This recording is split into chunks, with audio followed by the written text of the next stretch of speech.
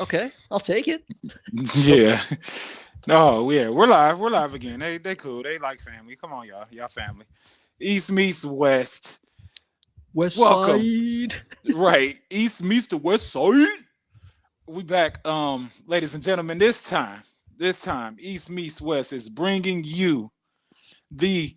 Is this the inaugural Dub Nation edition? This might be the inaugural, and The this is at inaugural live of edition. of We the we have Dub. had Warrior segments before. Actually, our inaugural episode. Uh, you and I discussed a lot about what we're going to talk about today, which is, well, you know, Uh in the oh. inaugural episode, we talked about what did Clay's future look like with the Warriors, and now we're actually Yeah. talking about his past, right? So, Yeah. So okay, for those that didn't watch the Pistons pod, um, again, this is East meets West live stream. Welcome, Dub Nation. Thank you. And we're just gonna get into the free agency updates today. And everything that's going on, the free agency across the board, from the rosters to the staff to the horrible news. We just about to get it going. So I don't know, man. How you feeling? Because I'm a little torn as a Dubs fan. Like I mean, how do you let the man that dropped 60 on 11 dribbles? How do you let the man that dropped 37 in the quarter? How do you let the man that mm, beat OKC? He brought uh Game 6 Clay. Golden State, yeah, game 6 Clay. How do you get rid of game 6 Clay? How do you, like, the man who, when Steph went down, him and KD, or did Clay beat the Trailblazers by himself? Was it before KD too? Like, Actually, so KD yeah. was already on the team, but that was Hmm. the year like He got hurt he got hurt like in the first round, and I believe against the Clippers. yeah, yeah. So I mean, And or Steph was it didn't come no? back till game 3, if I'm not mistaken. Was KD already there? No, I think that was before KD came. I But I think do so remember too. that. I think Actually, so there is too. an anecdote for that. Because I Uh, don't think I don't think KD seen Dame as a Warrior. I don't think they did. yeah, I don't but recall. regardless, Yeah. yeah, yeah. So go Obviously, Klay ahead, man. Thompson. No, Hmm. no, no, no. I mean, there is a lot that the Warriors have actually done or not done, I guess you could say, in these last couple days, Yeah. that are either directly related to Klay and some that are irrespective to Klay. Right. Um, so to be clear, I'm sure everybody that's tuning in, you already know, Klay Thompson is leaving the Golden State Warriors. He Yeah. is, and so for that reason, I am wearing my Klay jersey tonight. You know, in honor of a living legend. And I know sometimes I use that word very loosely. You know, sometimes if not sarcastically, Yeah. but he is truly a legend. As the press release said, you know, no surprise, his number 11 will be retired. It You better know, be. put up in the rafters when all is said and done. Yeah. But I guess to kind of recap the state of the Warriors and what has transpired these last couple of days, Hmm. off the bat, the Warriors did not acquire Paul George. And if we do need to somehow relate that to Klay, it's because the Warriors front office and coaching staff, and I think if you ask Steph and Draymond wholeheartedly, I think they would agree that that it's not that Klay is doing necessarily things wrong, but Right. it's fine. It's the normal maturation of any player. And at this point in Klay's career, they needed to find somebody else that was capable of being a go-to second scoring option, a go-to not just scoring option, but Yeah. playmaking option. Right. So ideally, that would have been Paul George. It didn't go through. The initial reports suggested that the Clippers, on their end, they were the ones that just weren't really willing to do business. For the most part, I still think that's true. I think there's, to a certain extent, they were negotiating in bad faith. You know, Yeah. I think they were disingenuous. But there are conflicting reports as to whether or not the Warriors offered Kuminga in a potential sign-in trade for Chris Yeah. or for Paul George. Yeah. Me personally, if that really was the deciding factor, I'm okay then.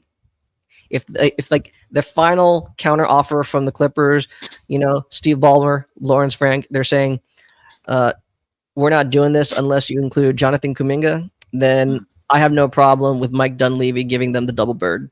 Okay, he can flip them the double bird. Yeah, because you know what? Like, I'm sorry, if we're gonna make a seismic move already, one that is clearly, as we were seeing, is going to affect Klay's standing with the team.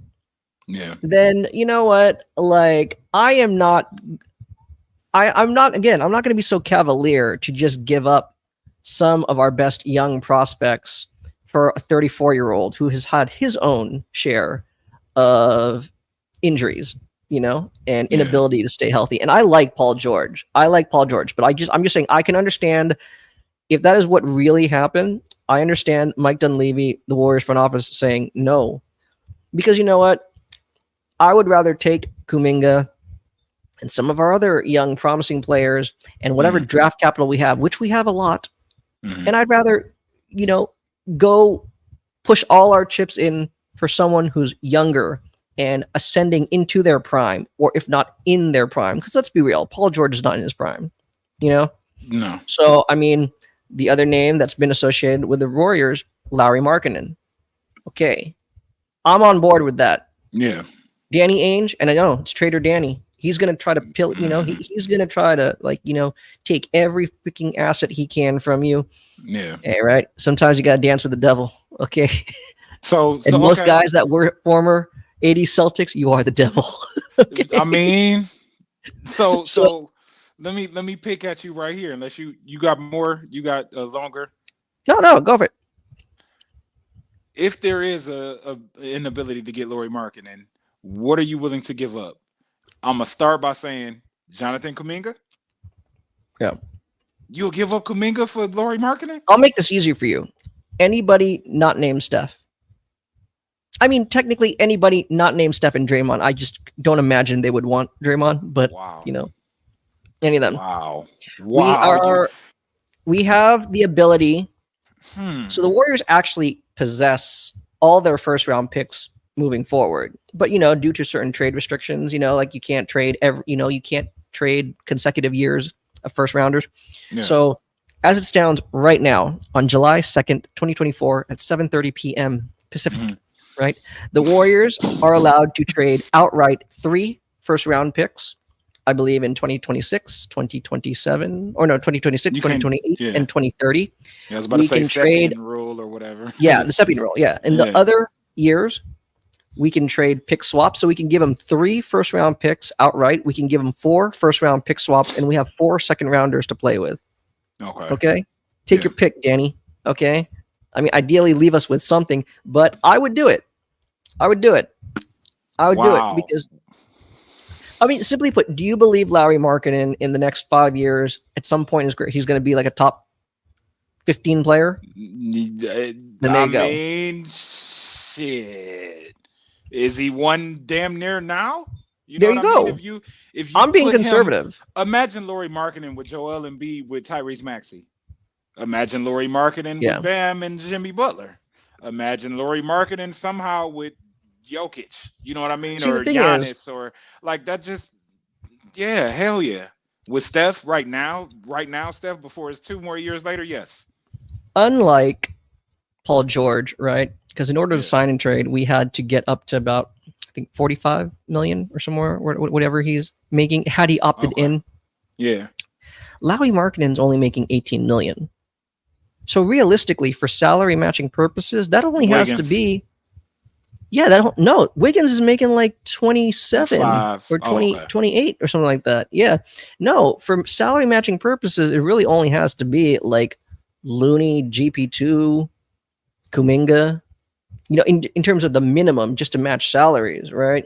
Yeah. Because what I'm saying is, if he was already making what he will likely make on an extension, he's going to be making in the 50s. Then yes, we are completely, sending everything away. I mean, I would imagine that if Ainge is willing to trade away Markkanen, he's probably looking not to take on a lot of like bloated contracts back, right? Like he doesn't want a lot of long-term commitments. So I don't think he would want Wiggins. You know, if Wiggins for some reason had to be involved, then it would have to be like a 3-team trade where we can reroute Wiggins. You see what I'm saying? Oh my God, I already know what you're thinking. Send his ass to Detroit. Hey, right? You do need a real 3-and-D guy, right? No, but that's all that's missing. No, I mean, ideally, the ideal, honestly, because at that point, if we're making this trade, now we're really willing to pay up again, right? So to recap, since we didn't trade for Paul George,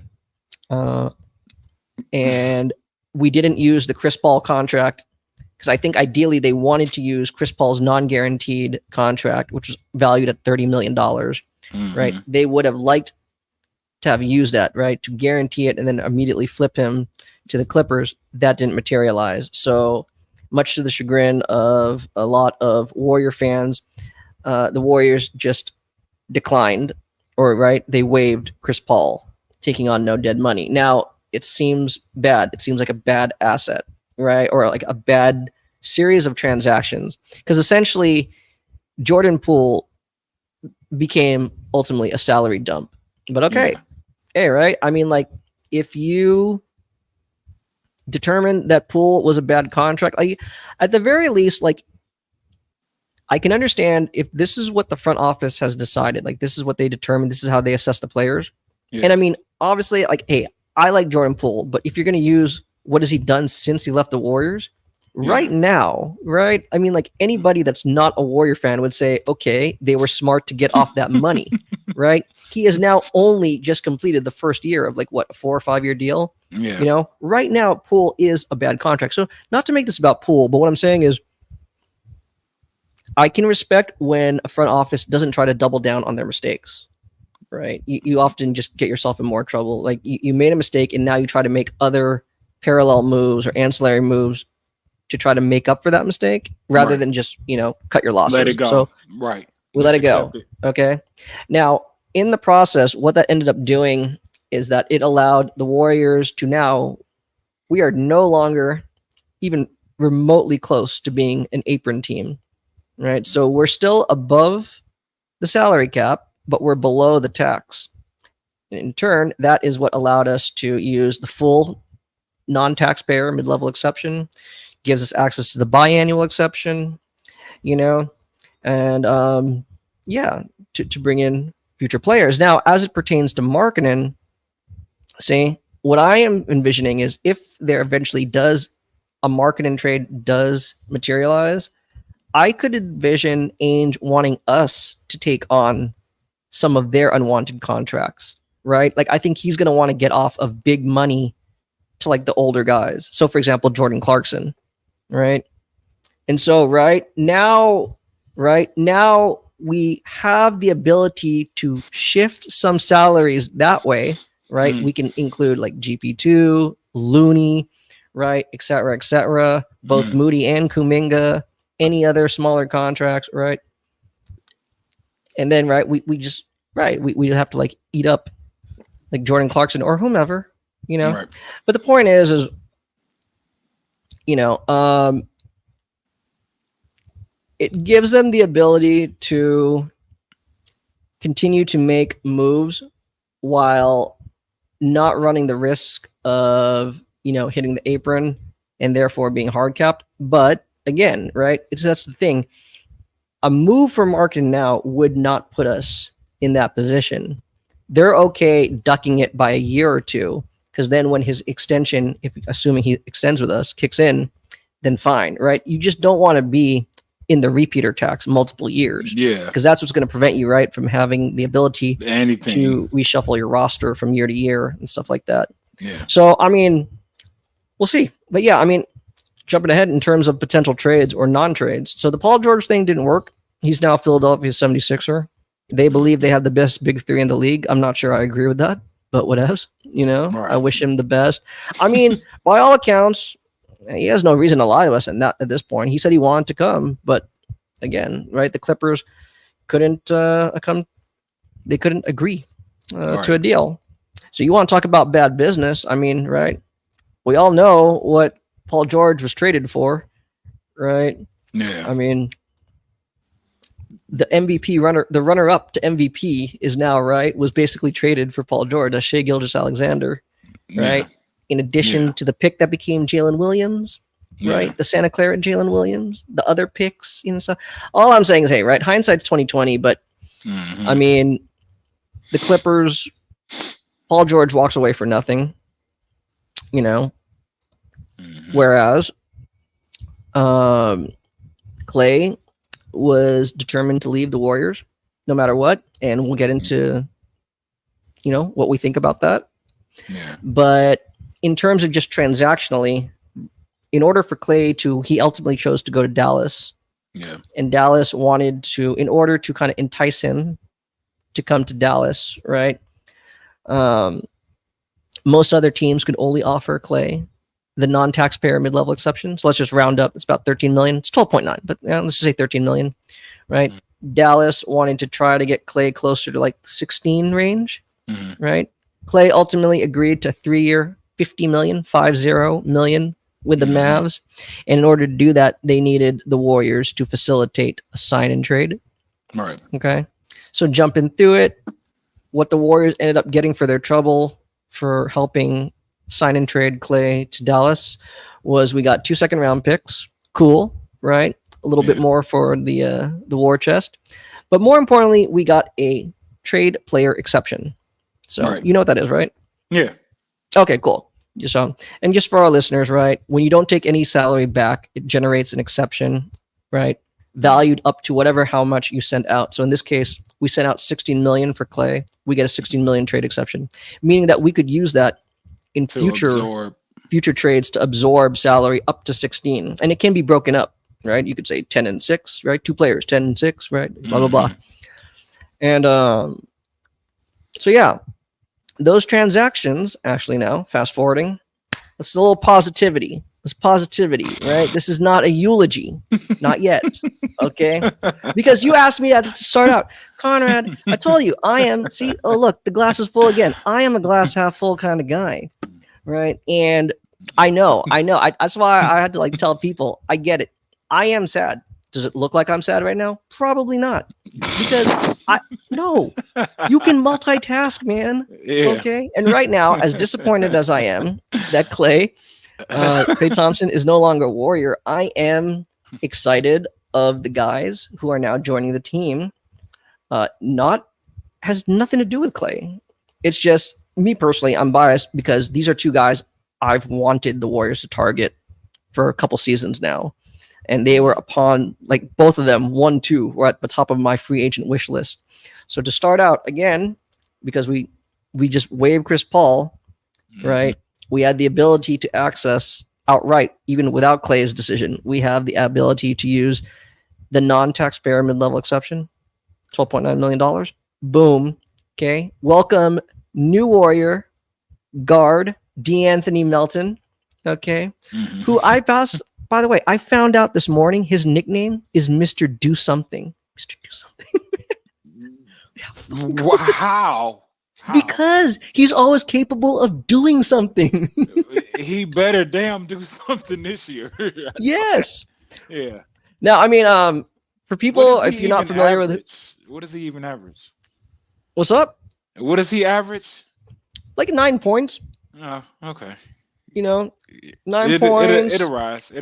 9 points. I think 46% from the field, 38 from 3. Okay. All right. Okay. I mean, so for people who, I'm sure by now, since this was yesterday, people have kind of Googled or YouTubed DeAnthony Melton. But DeAnthony Melton is a guard.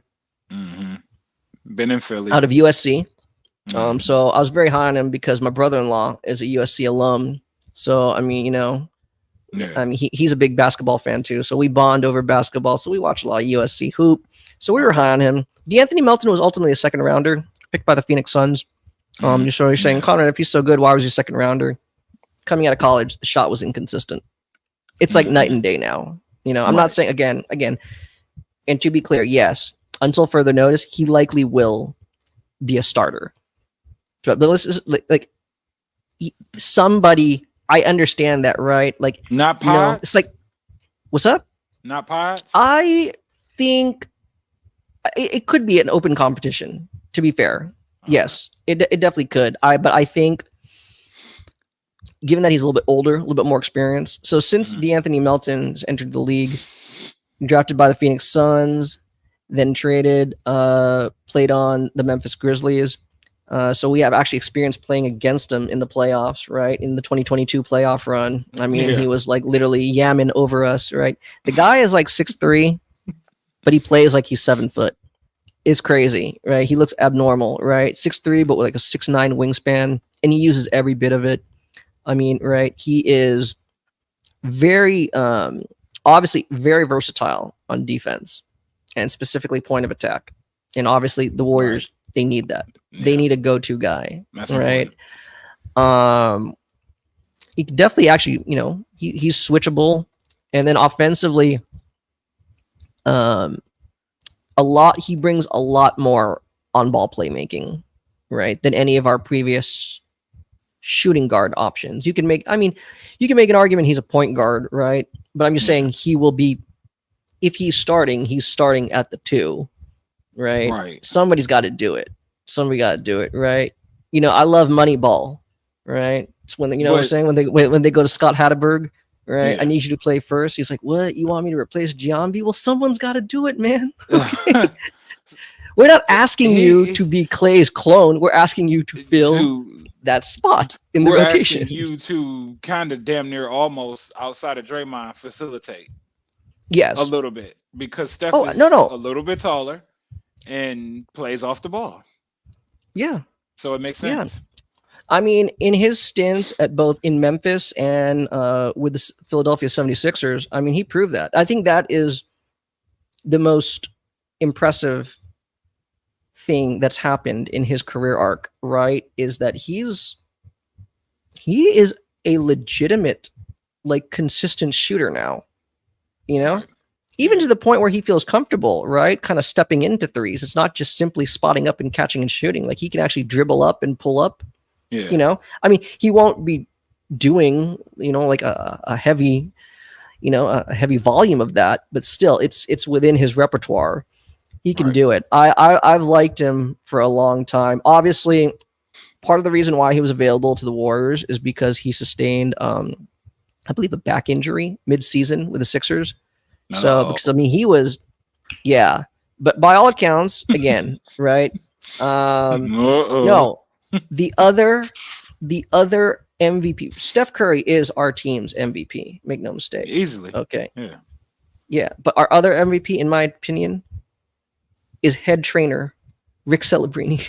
Oh, Man, nice. that Okay. guy, yes, right. Father, by the way, of Macklin Celebrini. Macklin Celebrini beating the number 1 pick of the NHL draft to my San Jose Sharks. Oh Okay. my God. The years of tanking worked out, man. Oh, there you go. Nice. He's transcending No, but sports right now, ladies and gentlemen. I know, right? How Gotta cool is enjoy that, it. right? But Mhm. no, but Rick Celebrini, like I said, I mean, at this point, when it comes to trades and free agencies, you're allowed to request to see a player's medicals, even if it's a trade, you can request to see from the team. So what I'm saying is, I would like to think that, Rick Celebrini and the team's, like, training staff, doctors, they looked at DeAnthony Melton's medicals and they feel good, right? Like they feel comfortable to bring him in. So, I mean, there's just so many things. And again, I'm not saying we're better without Klay. No, far from it. I Yeah. am just saying, for what the things DeAnthony Melton can bring, and a lot of the things that Curry and Kerr like to do, like a Mhm. lot of, like, the kind of the cross action, Yeah. a lot of that was gone because we didn't really have anyone capable, right, of making like those swing passes or those cross schemes into the swing pass. Right. He's fantastic at that, right? I mean, he is a point guard at heart, DeAnthony Yeah. Melton. Like Yeah. he was a classic quintessential point or floor general at USC. He still has that in him, Okay. Yeah. So, I mean, yeah.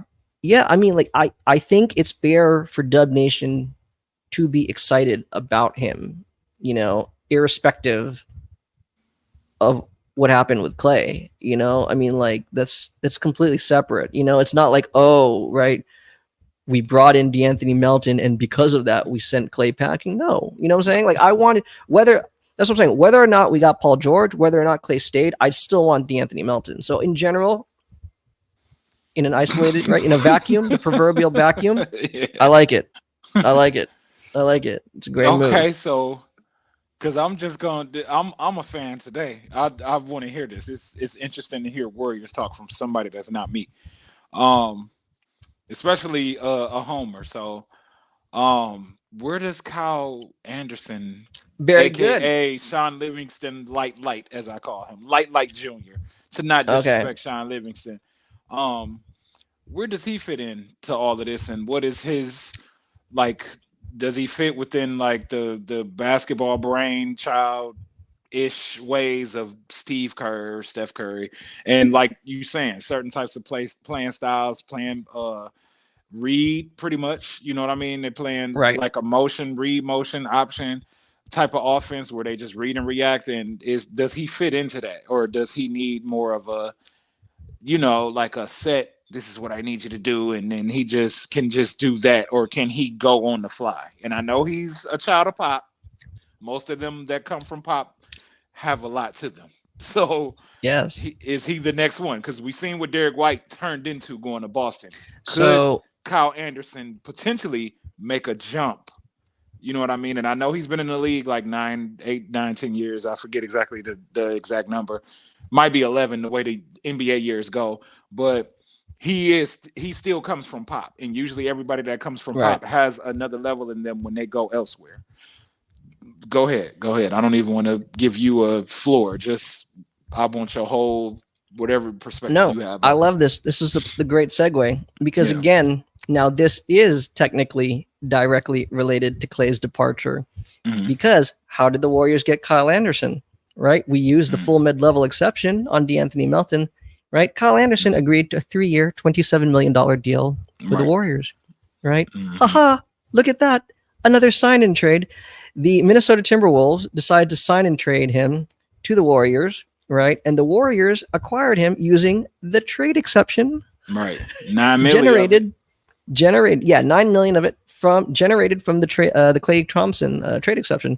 So I mean, again, is Kyle Anderson replacing Klay? No. But I mean, hey, right? Again,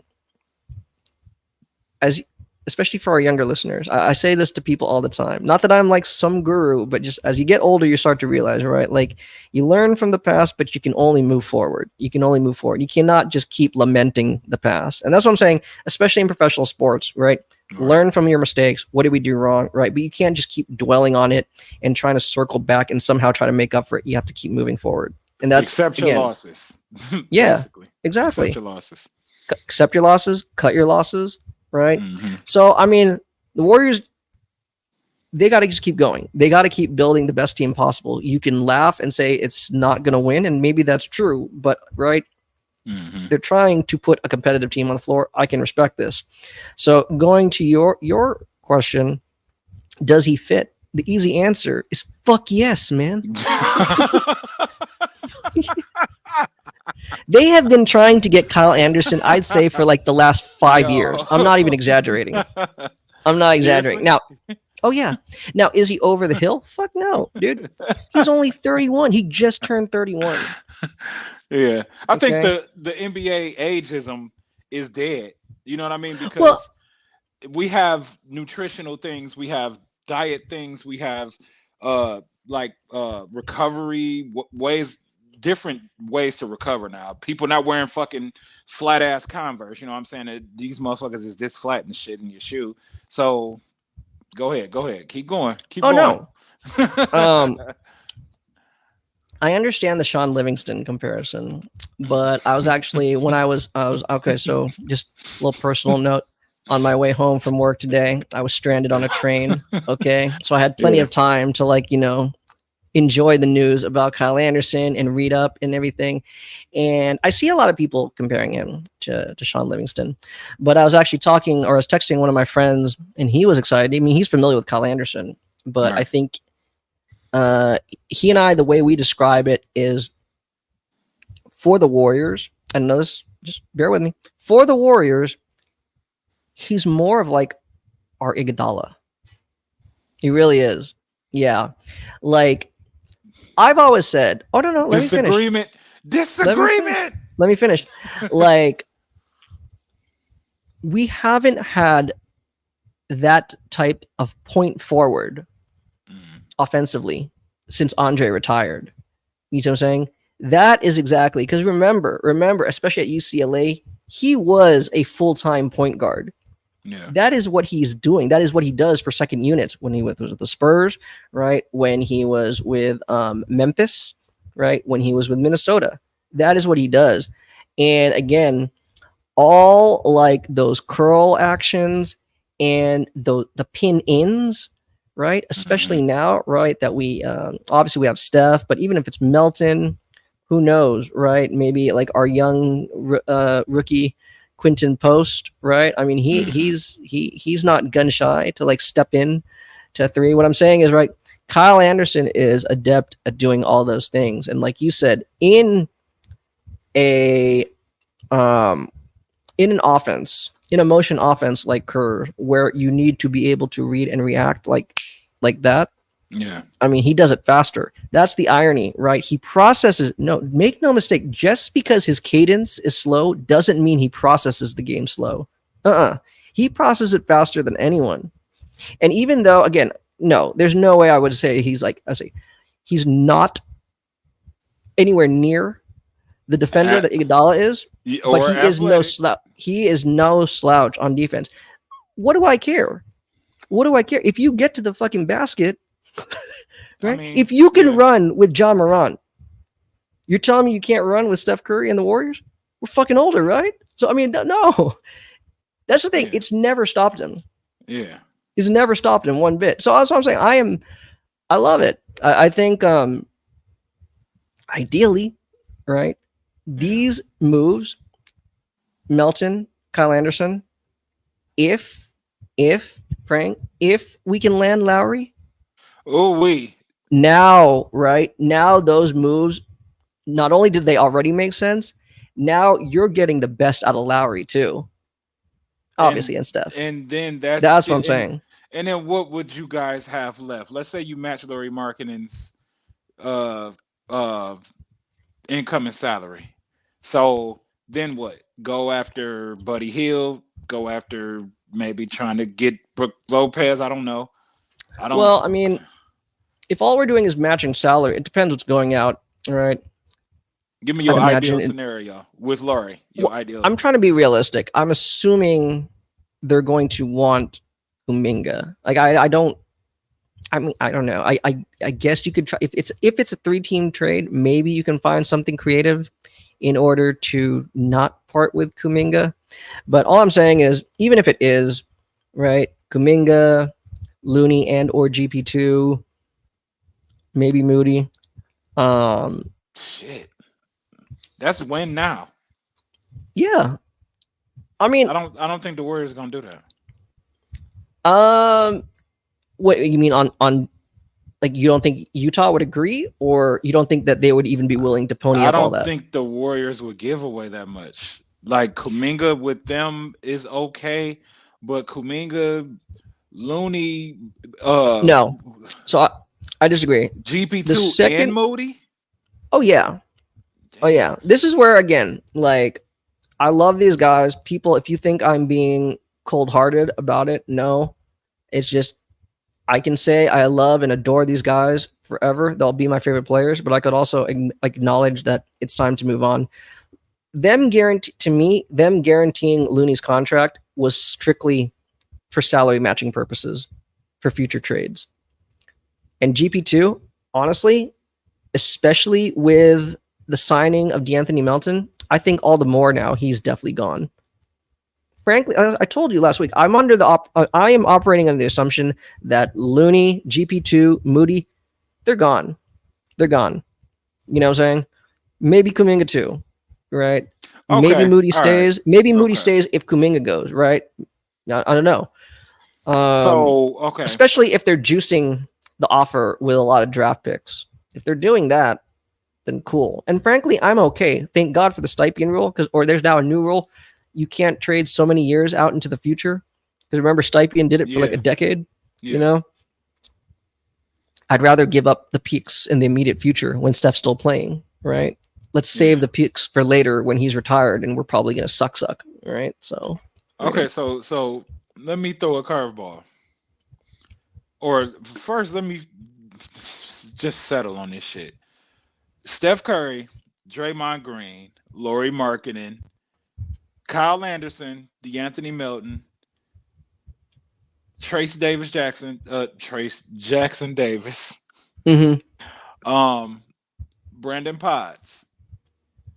Who the hell else do y'all have? Wiggins. So Wiggins is still here in all this. See, I mean, at this point, it's ironic, right? Like, I mean, do you need another two-way wing? I would just say, especially if he decides to wake up. 'Cause there is another level to Wiggins that somebody has to fucking tap into, and I don't know who the fuck does it, but they did it that championship year. That him guarding Luka, guarding Tatum, but I don't know what the hell happened. Whether it was some girlfriend or whatever the hell happened to him mentally the year after, and since then, like family stuff, his father, like it's just been, you know what I mean. But if somebody can get him back, like on par with, bro, your game is you can go to this level now. I keep Wiggins, but okay. So who else? Who else do you guys got? Because I will be missing the rest of the roster. Moody's gone. Who else is left on the depth chart before you add anything else from that point? Because that's like 7, 8 players. Like, obviously, what's it? Kenton Post, Lindy Waters. Oh, that's right, the rookies. And Gui Santos, who had a great game for Brazil today, by the way. So kudos to him. I gotta look at that. You got it on Twitter somewhere? Yeah, no, I was just watching. You can watch on FIBA's Twitter. They have the highlights, but then you can actually go on their YouTube page. Their YouTube. I got that. Watch the playback. Yeah, dude, freaking sidebar, man. Dario Saric, man, freaking triple double.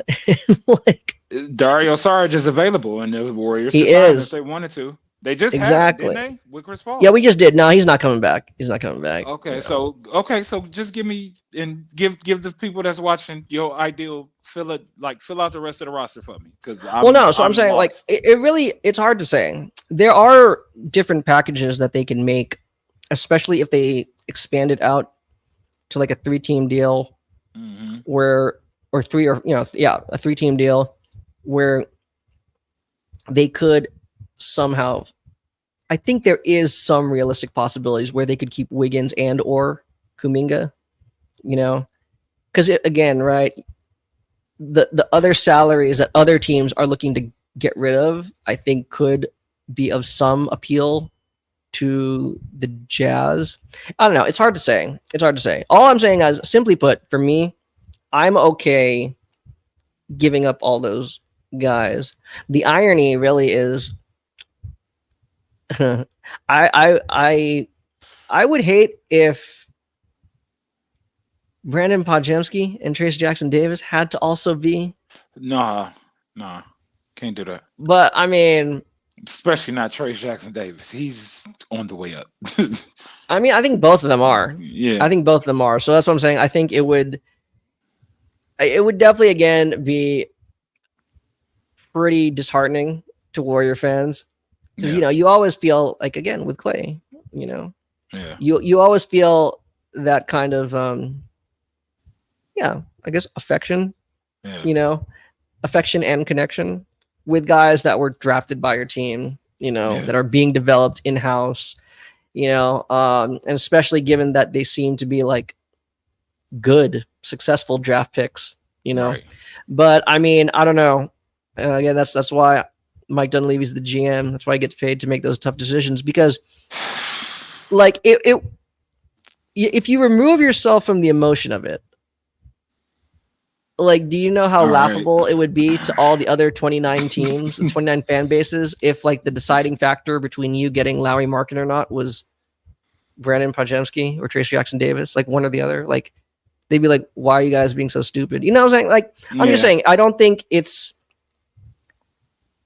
it's not unreasonable to think one way or the other, right? That they just should be automatically I mean, included. fuck it. Then go get Russell Westbrook afterwards. So there you I go. don't Right? know. Shit. I mean, So it's Laurie marketing, bro. Like but next yeah, to going Steph, he back to it. might be able to drop 30 a game. He might be, or 28. You never know because he's that good. Maybe I'm Yes, he is. overreacting a bit, but he's yeah. I seen Laurie marketing. I seen what he could do. So you put him in space. Don't what you looking at? Something happened? No, I'm looking at my notes. I mean, okay, Okay. if they try, because see, there are, if you try to, like, everyone's like, trying to be like a conspiracy theorist, connecting the dots, right? Like Right. on their, their whiteboard or whatever. Yeah. Like the reports are that after they struck out on Paul George, the Warriors did have conversations with the Chicago Bulls about possibly acquiring Zach LaVine. Right. Now, right now, Zach LaVine is a salary dump. That is how the Bulls view him, right? Mhm. They are just completely trying to get off his money. And if they're that desperate to get off it, the fact that they're including that they are throwing in a first round pick for someone to take him off their hands, yeah, then They that are. means that, yes, that is true. That has been reported a number of times, right? Send his ass to Detroit. You already knew where I was going with that. No, Like, but that's the I thing. don't even want Zach, but give us that pick. No, I will gladly go upstairs, all right, again. And oh my god, as I get it, right, he's light skinned and everything. He's a shooting guard. Oh my Mhm. god, it's another Klay Thompson replacement. Oh Right? yeah. But I actually do.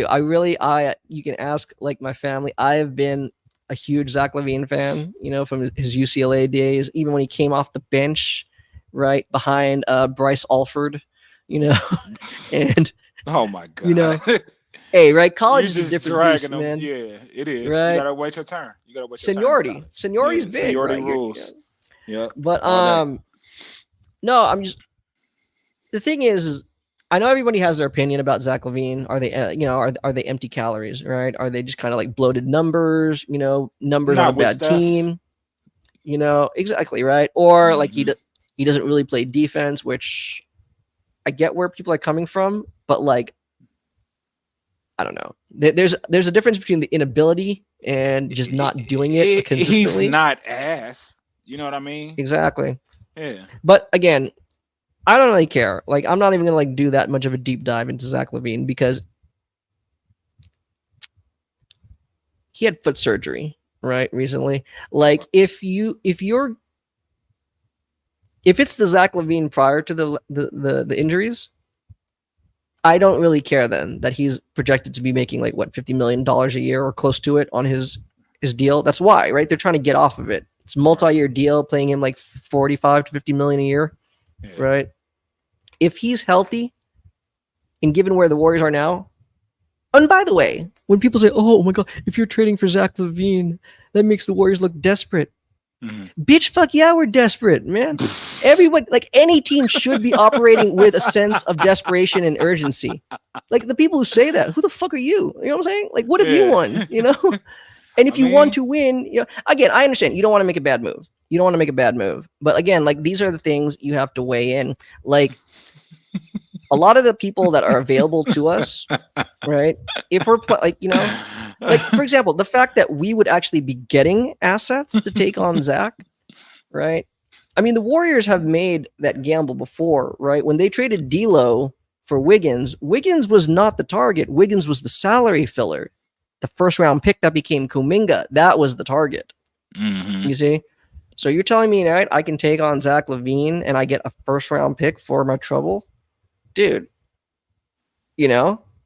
like, and again, this is where I do. Sometimes people think it's a shtick. No, Yeah. no, I would trust Rick Celebrini with my life. Okay. Right. Right. Unfortunately, I've never actually had surgery, but if I had to, I would consult him first. Yeah. What I'm saying is, I want Celebrini's opinion and the Warriors team doctors, right? Like chiropractors or whatever, orthopedics, right? Like, you tell me what you think about Zach LaVine's condition. If they're giving the go ahead, like they approve, I would make that deal. I don't care. You know what I'm saying? Like, dude, Because then, see, I don't know. I would. I don't I would, know. because With then Steph, if we do that, I think there is a path where we can extend the market trade to include the Bulls. We could actually end up with Levine and Markkinen. how? There are trade scenarios. Yes, you'd have to move around. There's a lot, man. There's a lot. Steph, Levine, Draymond, Markkinen, Kyle Anderson, DeAnthony Melton. I mean, in Wiggins that is gone. scenario, Wiggins is gone. scenario, Kuminga's I mean, gone. obviously you're losing Moody, you're losing Looney, you're losing GP2. Again, it depends who else you rope into it, right? Because if you're taking on some of Utah's salary, it can be done. It can be done.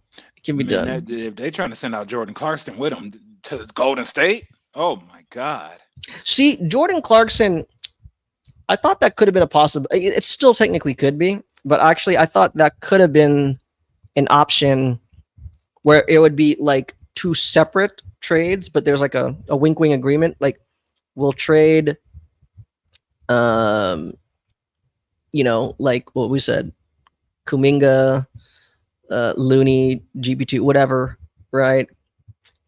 To match salaries for Markkinen. We'll give you the picks, right?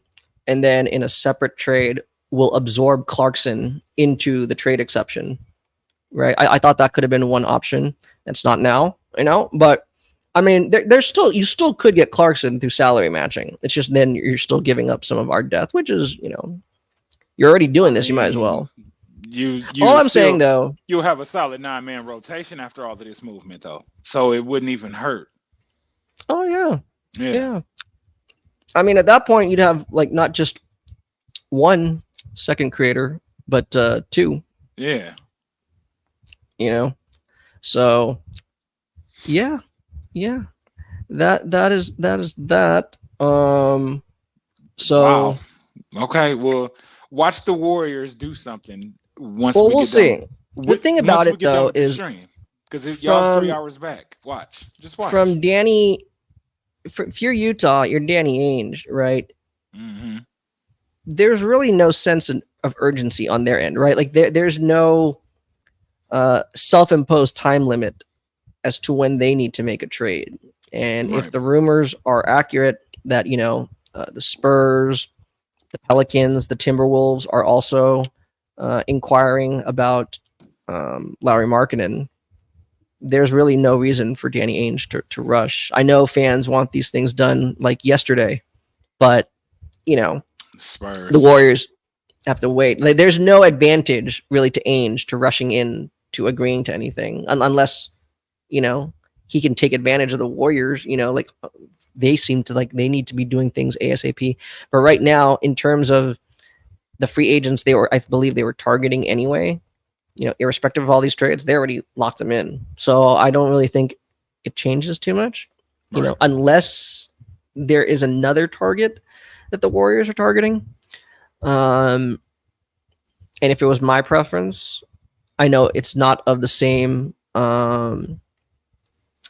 caliber of player as Lauri Markkinen, but I would encourage Mike Dunleavy Jr. and company to perhaps pivot, if we're completely out on Markkinen, pivot to Cam Johnson. Yeah. At this point, you just want as many, right, like playmakers that complement Steph around him. Obviously the asking price wouldn't be as much for a Cam Johnson. I mean, obviously they want the picks and stuff, but that's just out of spitballing. Let me ask you a just straight up question. Let's say 90% of this stuff happens. Is this a championship contending team or not? In my heart of hearts, no. Or I'm not putting us as anywhere. We're I'd put us like a tier or two below the championship contender favorites. You know what I'm saying? If, say, who do you think are the ones favorited to win next year? Boston, maybe Philly. just because on paper, Yeah. Denver. So we're definitely not in that tier, right? Then the Even if guys you got kind of Laurie Markkinen, Zach Levine somehow.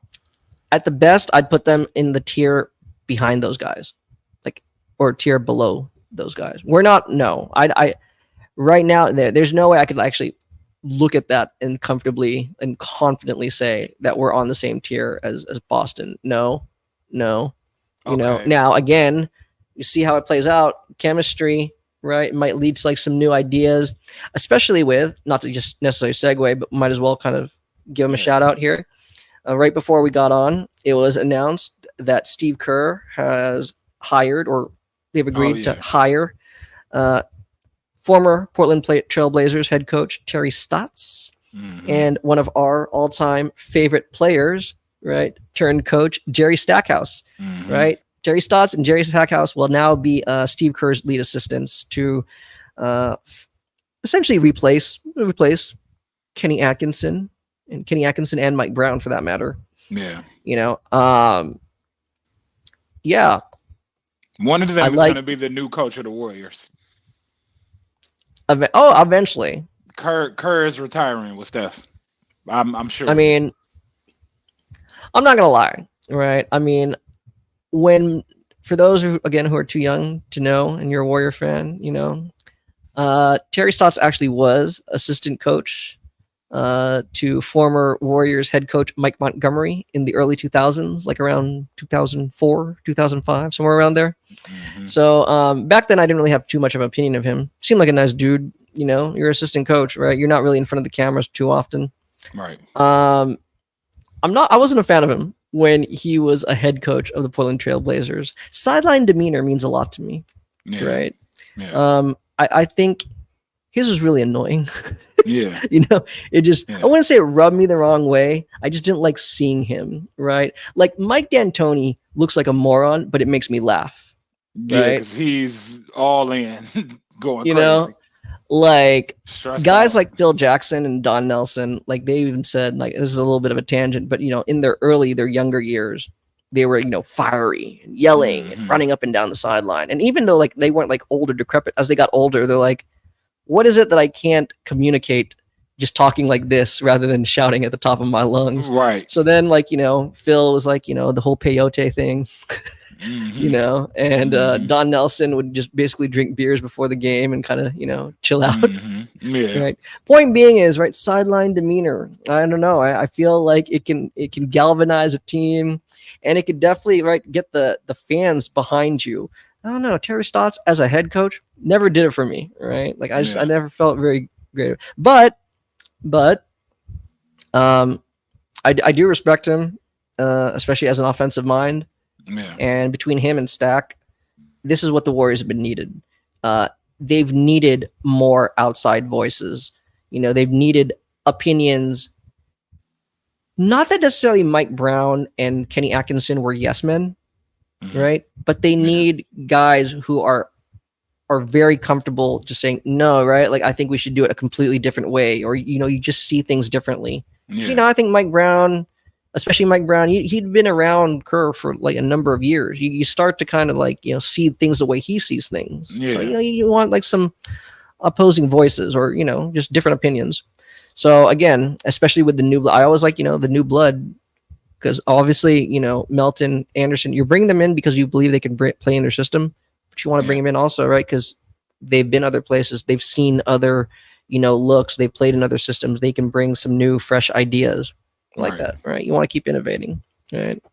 So what's your take on Stackhouse? Like, because I don't know if you watched any of his college team, because I didn't catch much. You know what I mean? Him being being a college coach.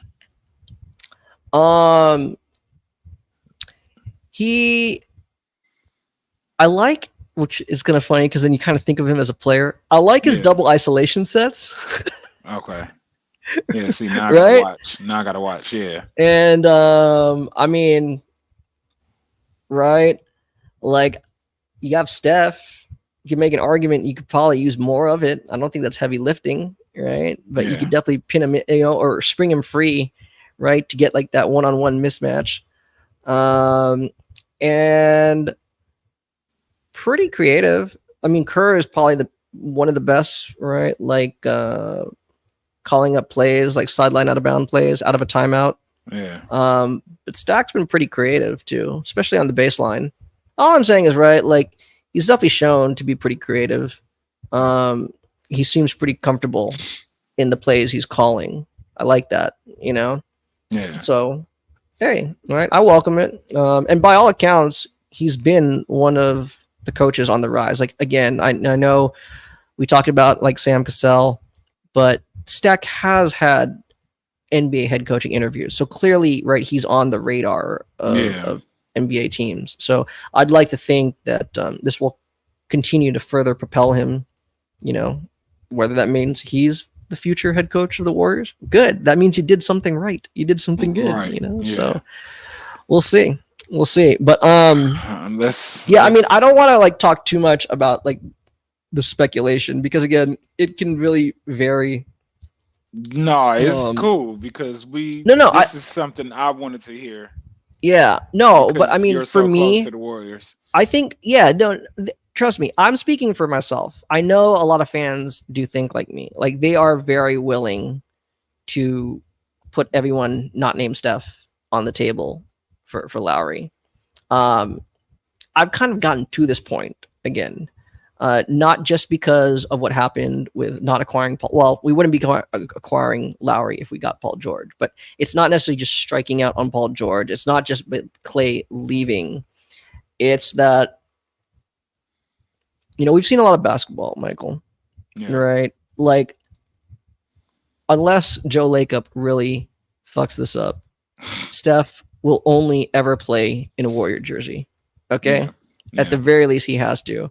Because, and the reason why I say that is, you know, if Mark Cuban could do it all over again, I think after they won the title in 2011, he would have done a lot of things differently. Like I not blow the damn team up.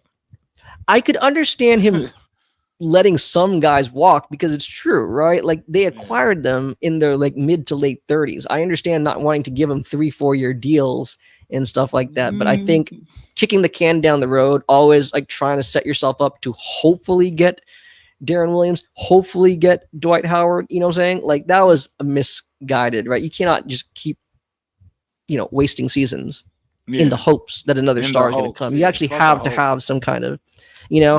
And so that's what I'm saying. Again, I don't want to be like, come off as like, I'm a fan resting on my laurels. Or the team's laurels, like as if, you know, like of course I want them to win more championships, but at the same time, like I can understand like if the window is closed, so be it.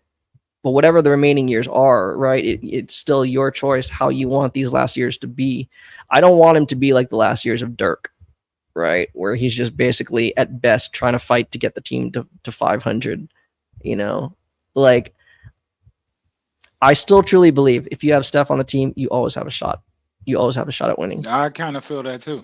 Yeah. So that's what I'm saying. You need the right players and then exactly. Go ahead. What you was going to say? No. That's why just going back, connecting to your previous question, like on paper, if we make all those moves, does that put us as one of the favorites to win it all? I don't think so. But it gives us a shot. It gives us a shot to make a deep playoff run. And if we're making a deep playoff run, cool. Is continuity a problem? Lack thereof, I should say, against other teams. Like I would lean on Steph and Draymond's connection to set the tone for all these guys. Just like a trump card. Yeah, I mean that's also actually now that you bring up this point, the greatest trump card. Part of what makes Brandon Podjemski so special is his ability to pick up on these things very quickly, right? That's amongst the reasons I would prefer and hope the Warriors would keep him in any trade that they make, right? Because again, it's almost as if like he is one of the longtime veterans who can, you know, help facilitate and execute what the Warriors or what Steve Kerr wants to do. Yeah. So, yeah. That's that, you know. Well, let's get to the nitty gritty. let's get to your Klay piece before we say peace. And you have the floor. Yeah. Um, Everything that just happened for the first hour, that is, for the most part, looking at things from an X's and O's perspective. You know, Mhm. um, but as I've said before, like, why did we bring it up? Oh, what we brought up about Steph and Mhm. Kobe, right? If Mhm. you feel that passionate about a player, right, it probably means that the best possible outcome could have happened, right? Which is that your favorite player on your favorite team hasn't just ingratiated themselves with the fan base. You're part of the fabric of the community, you know? Right. And I don't want to come off as an elitist, but there is a difference. I'm sorry. There is a difference. I love all Warrior fans, wherever you are, across the world, across the country. It's cool. But when there are Bay Area people, and if you say this makes us stuck up, I get it. But like, there is a difference when you're a Warrior fan and you're born and raised in the Bay Area. I think you'll understand too, Michael, right? As a Pistons fan, born and raised in Detroit, the Mhm. successes and failures mean a lot different to you. You know what I'm saying? Yeah. You know, you should, right? I mean, you should be prideful of where you're from, your upbringing. Yeah. And when it comes to, well, Steph, Draymond, and Klay, right? I mean, frankly, as I said, we don't explicitly say our age, but I do look at them as like younger brothers. You know Mhm. what I'm saying? Yeah. Like, I've seen them all grow up in front of my eyes. You know, as far as much as I can as a fan. Right. You know, investing in those season tickets when Curry was drafted was the best decision of my life. You know, or one of the Mhm. best decisions of my life, to have seen this dynastic run. Um, you know, it's something I never thought I would see as a kid. You know, I was just hoping for a playoff appearance, right? That's why the We Believe team is so special to a lot of Warrior fans, right? Ended up, what is that, 16 years or whatever it was, Yeah. being absent from the playoffs. But for Klay, I mean, all of them, but specifically, since we're going to talk about Klay right now, uh, you don't need me to say what he was, to the Warriors. There's the easy things. You go, right, Basketball Reference, Wikipedia, right? We all know, right? He's 5-time All-Star, 4-time NBA champion, Mhm. made the all defensive team. It's easy, right? You don't even need to think about it, right? Right. 37 points in a quarter, right? 60 points, off of 11 with only 11 dribbles, you know. The Mhm. record still stands, right? It'll eventually be broken, but until then, 14 3-pointers in a single game, you know, game 6 Klay, you know. Um, but I feel like I have had the opportunity and the privilege to experience things that a lot of you didn't. So yes, I will say, right? I will remember Klay as the guy who would show up to Golden Gate Park with a trumpet for no reason. Nice. You know, Okay. Yeah. I will remember him as the guy, my friends and I, when we would go clubbing in our 20s, we'd run into him at Infusion Lounge, you Mhm. know, not stuck up enough to still say what's up, offer him, of course, because we're so, starstruck, we want to offer to buy him a drink. And all he says is, I just want to listen to some good music, Okay. Yeah. You remember how you were referencing that Portland game in the playoffs? Yeah. Right. Well, my friends and I, we made a road trip for that Portland game. And we also saw Klay show up to his hotel really early in the morning. And so let's just say he probably didn't prepare himself well for that game. And yet, right, I think he had to kind of sweat out certain things in the first half of that game, if you know what I'm saying. Okay. But by the second half, right, what did he do, right? He goes off for like 30 Yeah. points in the second half, you know? Yeah. Fucking A, dude. I remember meeting him as a rookie, you know? And, you know, I met him at like the season ticket holder event, and he was just, you know, back then he was quiet. He barely talked, right? Like he was standing next to Brandon Rush. Shout out B Rush. B Rush was like doing all the talking like for him, you know? And I just said, hey, man, 'cause I didn't want to make him feel awkward. I just said, hey, man, keep up the great work. And he goes, I'm going to shoot the rock, man.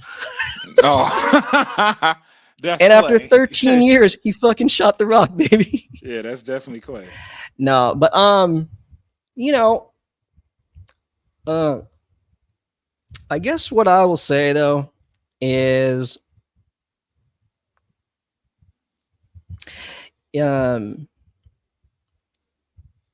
Michael, do you have any siblings? Yeah. Yeah. Yeah, I do.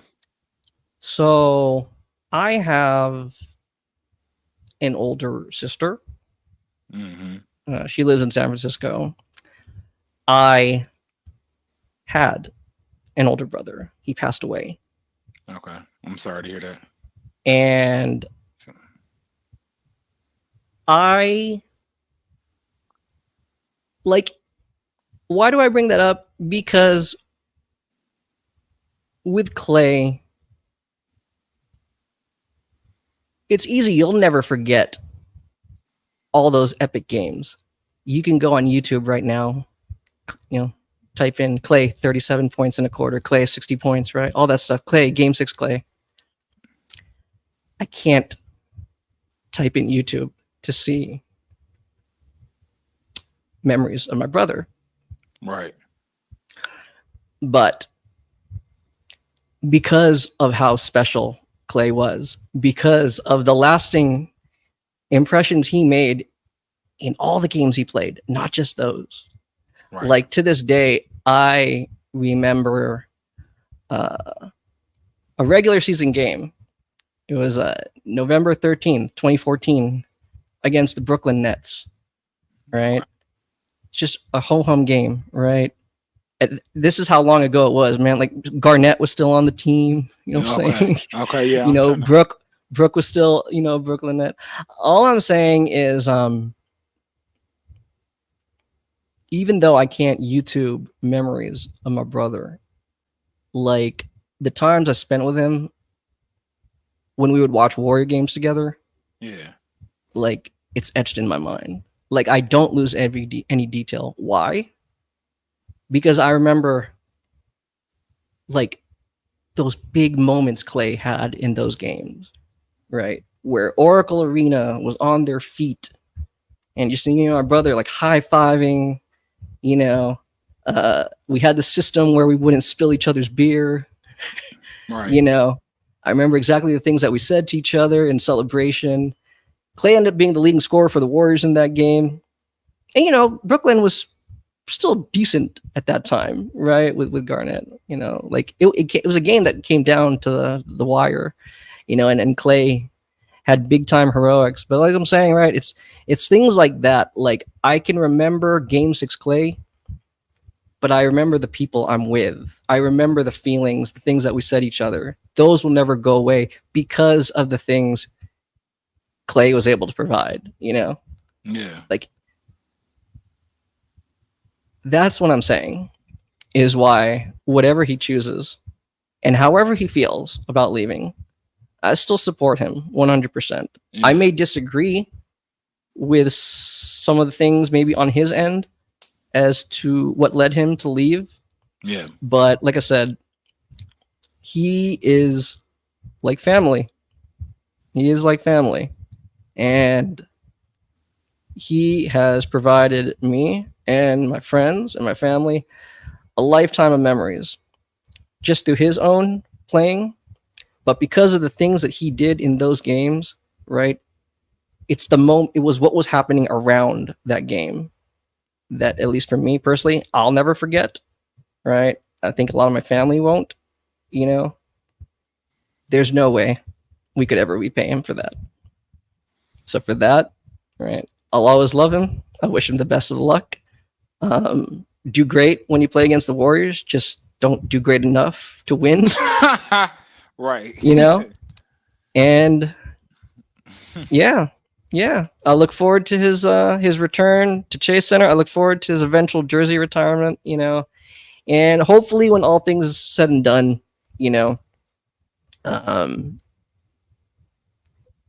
yeah, you know, the OG Big Three, they'll be able to ideally kind of all, I'll call it quits, you know, as Warriors, you know, even if it's ceremoniously, you know. Right. So that's all I got. Well, that is the perfect way to end. Nothing more needed. Um, Dub Nation, Klay Thompson. It was a good ride, and let's just see what happens from here for all parties involved. So, from East meets West Pod, Conrado with the greatest just analysis. Yeah, he's got scouting chops, ladies and gentlemen. So don't get upset. He's got so much breakdown within him. And from your boy Opinionated MJ, follow us on Twitter. Make sure y'all look out for the next episode. We'll probably do a update of one of the teams if something happens, but definitely we're going to talk about the entire NBA as well at some point here. So thank you guys for tuning in. Subscribe, like everything. We need that. And we appreciate y'all time. Thank you very much. Thanks for joining us. See you again soon.